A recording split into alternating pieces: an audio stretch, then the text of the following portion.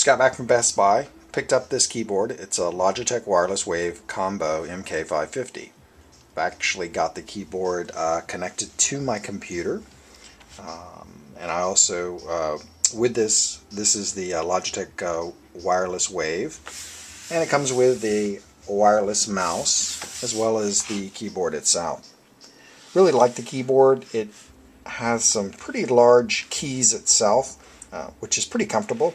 And it's got this wave design, which really causes your hands to sit as opposed to kind of a straight on approach, a little more of at an angle so that you line up with the keys.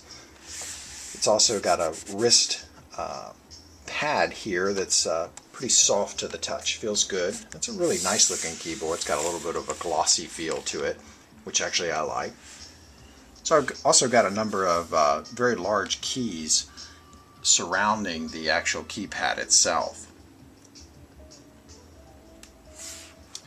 So now each of these keys have different functions, and they're pre-programmed with the software that's installed.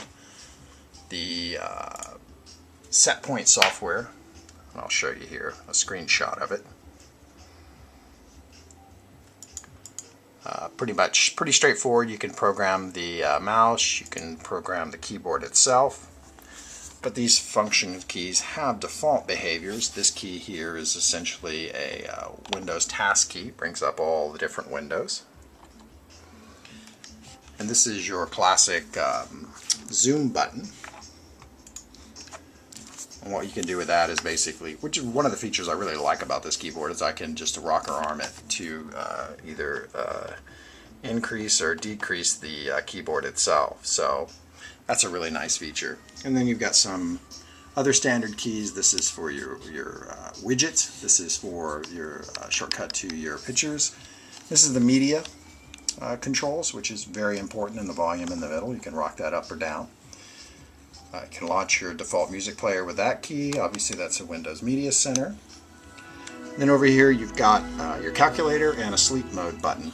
And then you also have these keys along the top that are pre-programmed and can be modified, but if you can make that out, that's actually a little word character. So if I hit that key while hitting this blue function key, I'm going to get that application to actually launch.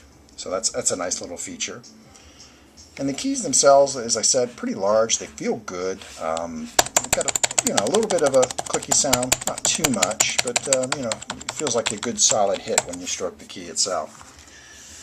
Now the mouse, it's a little smaller. I've got a wired mouse that I use. That's the MX518. I've used that for gaming, but this is actually not a bad feeling mouse. It feels pretty good in the hand. It's a little smaller. It's got two toggle buttons on the side, and then the mouse wheel, of course, and then actually that can rock left and right and be programmed.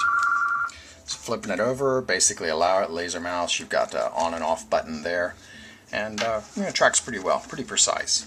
And the other thing that's unique about this keyboard is the, I guess, unified dongle. This actually, if I pull this out, this is actually on a USB extender, so it's really nice and close to your keyboard for a good signal. And you can see what that looks like there. And this device essentially can plug into the USB port of your computer, or if you're like a person who brings their laptop home from work, you can simply plug that right into the laptop and your keyboard and mouse will work. So again, pretty much like this keyboard. I think I'm going to hang on to it, and I do recommend it, especially if you're a typist, and it feels like a pretty good gaming keyboard too. So if you're into first-person shooters, I think it'll feel well too. And I just like the layout. It's a nice looking keyboard. Anyway, that's all I have to say, and be sure to visit windowskeyboards.com to read about this keyboard as well as several others.